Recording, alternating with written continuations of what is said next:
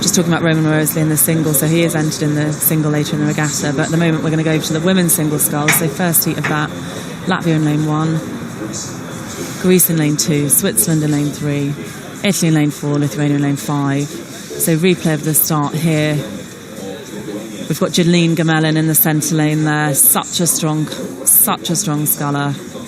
Really had a great couple of seasons, so she's had a great start here. Also, the Italian sculler, Kiri Tontodonati, has had a fast start. So joining the race now live, 600 metres in.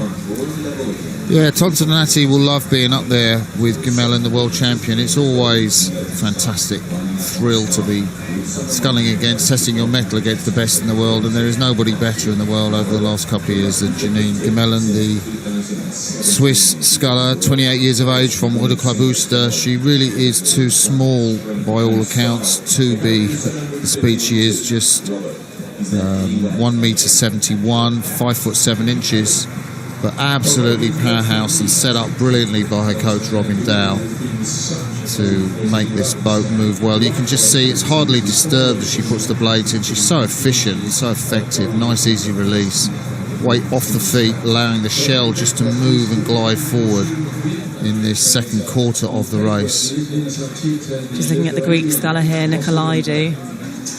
She's sitting in third place at the moment behind the Italian. So two of these scullers are going to go straight through to the A final on Saturday. The other crews through to the repechage. So Janine Gamelin pushing through into first place. Such a strong sculler. She doesn't have the height, but she really does have the strength. So Tontodonati from the Torino club there in the north of Italy. She had a look around just to see how far Gamelin was in front. I mean, she really wants to be looking back. She doesn't want to be looking at, she thinks she's going to beat Gamelin. I don't think so, Kiri. I think you want to be looking out for the second place sculler. Maybe check on Nicolaidou, or the third place sculler, Nicolaidou, or possibly Lina Saliate Masalonis, the Lithuanian, because if you can beat either of those two, you will qualify for the final. So there is the Italian Tontodonati, absolutely nailing it. Great scull from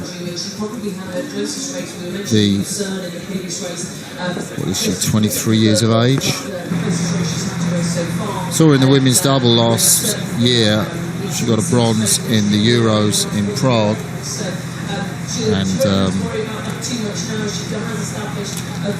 well, there's Gamelin. This is where she does her work in the race's third quarter. Just really stretches out, as does Robbie Manson, the great New Zealand sculler. That's where he destroys the field. That's what Gamelin does too. Robbie Manson, not the tallest of scullers, a bit like Gamelin. Yeah, she's certainly using this third 500 to move ahead of the rest of the field. Such relaxation from her. When you see the shot from the front, from the catamaran behind, you just see, even facially, she's so relaxed. Yeah, she really is. Look at the stern of that boat. There's no check. When you put the blades in, in a lot of inexperienced scullers, you'll just see a little check, a little dip, and that boat just runs on, and she's just got the weight right off the feet. So there's no weight transfer to make that stern dip before she's actually completely connected. You see there's a little dip in Tontodonati's boat, can't you? You can see the little check and dip. I mean, she hasn't quite got the weight transfer timed as Gamelin has, and that's the distance, the reason there's a difference between them.